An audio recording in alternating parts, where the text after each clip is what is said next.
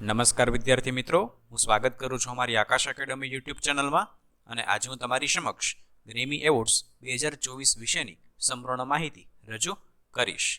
અને આવનારી પરીક્ષાઓમાં કેવી રીતના પ્રશ્ન પૂછાઈ શકે એ પણ આપણે ચર્ચા કરશું. આ વિડીયોની તમારે PDF જોઈતી હોય તો નીચે ડિસ્ક્રિપ્શન બોક્સમાં આપેલ ટેલિગ્રામ ચેનલની લિંક પર ક્લિક કરીને તમે PDF મેળવી શકો. અને અમારી આ યુટ્યુબ ચેનલને તમે હજી સુધી સબસ્ક્રાઇબ ન કરી હોય તો પ્લીઝ ચેનલને સબસ્ક્રાઇબ કરી લેજો, કે જેથી કરીને તમને બધી જ અપડેટ રેગ્યુલર મળી રહે. હવે ગ્રેમી પુરસ્કારોની જો વાત કરીએ તો આ પુરસ્કાર સંગીત ક્ષેત્રમાં ઉત્તમ સિદ્ધિઓને ઓળખવા માટે યુનાઇટેડ સ્ટેટ્સની રેકોર્ડ એકેડમી દ્વારા રજૂ કરવામાં આવતો પુરસ્કાર છે, જેનું નામ ગ્રામોફોન પરથી રાખવામાં આવ્યું છે. તેથી તેને મૂળ સ્વરૂપે ગ્રામોફોન એવોર્ડ તરીકે પણ ઓળખવામાં આવે છે. અહીંયા પહેલા પોઈન્ટમાંથી ઘણા પ્રશ્નો બની શકે. એવી રીતે પ્રશ્ન પૂછાય કે ગ્રેમી પુરસ્કાર એ કયા ક્ષેત્રમાં આપવામાં આવે છે, તો કે સંગીત ક્ષેત્રમાં. ત્યારબાદ કોના દ્વારા આપવામાં આવે છે, તો કે રેકોર્ડિંગ એકેડમી.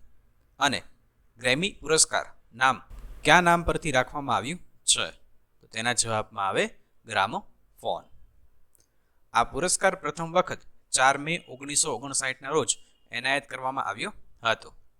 ગ્રેમી પુરસ્કાર વર્ષ 1968માં પ્રથમ ભારતીય સિતારવાદક પંડિત રવિશંકરને મળ્યો હતો. અને ત્યારબાદ વર્ષ 2008માં ગ્રેમી પુરસ્કાર જીતનાર પ્રથમ ભારતીય મહિલા તન્વી શાહ બની હતી. અહીંથી પણ પ્રશ્ન બને કે સૌથી પહેલા કયા ભારતીયને ગ્રેમી એવોર્ડ મળ્યો હતો, તો તેના જવાબમાં આવે પંડિત રવિશંકર. અને જો મહિલાની વાત કરવામાં આવે તો મહિલાઓમાં વર્ષ 2008માં તન્વી શાહને મળ્યો હતો, જેમણે તામિલ, તેલુગુ, હિન્દી, સ્પેનિશ, પોર્ટુગલ અને અરબી જેવી ભાષાઓમાં ગીતો ગાયા છે. હવે પરીક્ષાલક્ષી પ્રશ્નોની જો વાત કરીએ તો તેમાં પહેલો પ્રશ્ન છે, તાજેતરમાં કેટલામો ગ્રેમી એવોર્ડ આયોજિત થયો, તો તેના જવાબમાં આવશે 66મો. આ 66મો ગ્રેમી એવોર્ડ કેલિફોર્નિયાના લોસ એન્જલસ ખાતે 4 ફેબ્રુઆરી 2024ના રોજ આયોજિત થયો હતો. અને ગ્રેમી એવોર્ડ ટ્રેવોર નો દ્વારા હોસ્ટ કરવામાં આવ્યો હતો. ત્યારબાદ ગ્રેમી પુરસ્કાર કયા દેશ દ્વારા આપવામાં આવે છે, તો તેના જવાબમાં આવશે અમેરિકાની રેકોર્ડિંગ એકેડમી દ્વારા આપવામાં આવે છે. ત્યારબાદ ગ્રેમી પુરસ્કાર જીતનાર પ્રથમ ભારતીય કોણ હતા, તો તેના જવાબમાં આવશે પંડિત રવિશંકર, જેમણે સૌપ્રથમ 1968માં ગ્રેમી પુરસ્કાર જીત્યો હતો. ત્યારબાદ ગ્રેમી પુરસ્કાર 2024 માટે નોમિનેટ થયેલ સોંગ એબન્ડન્સ ઇન મિલેટ્સ કોના દ્વારા લખવામાં આવ્યું છે, તો તેના જવાબમાં આવશે નરેન્દ્ર મોદી, ફાલ્ગુની શાહ અને ગૌરવ શાહ, એટલે કે આપેલ તમામ. ત્યારબાદ ગ્રેમી એવોર્ડ 2024માં બેસ્ટ ગ્લોબલ મ્યુઝિક આલ્બમનો પુરસ્કાર કોને મળ્યો, તો તેના જવાબમાં આવશે શક્તિ ધીસ મોમેન્ટ, એટલે કે આન્સર એ. શક્તિ જે છે એ એક ભારતીય ફ્યુઝન બેન્ડ છે, જેમાં કુલ 5 સભ્યોનો સમાવેશ થાય છે. એક તો છે શંકર મહાદેવન, ત્યારબાદ ઝાકિર હુસેન,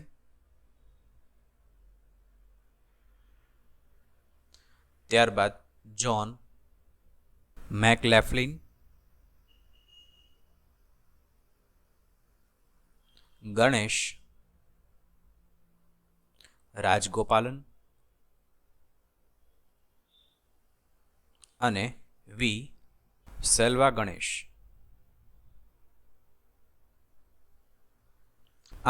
આમાં ગ્રુપની અંદર 5 સભ્યોનો સમાવેશ થાય છે.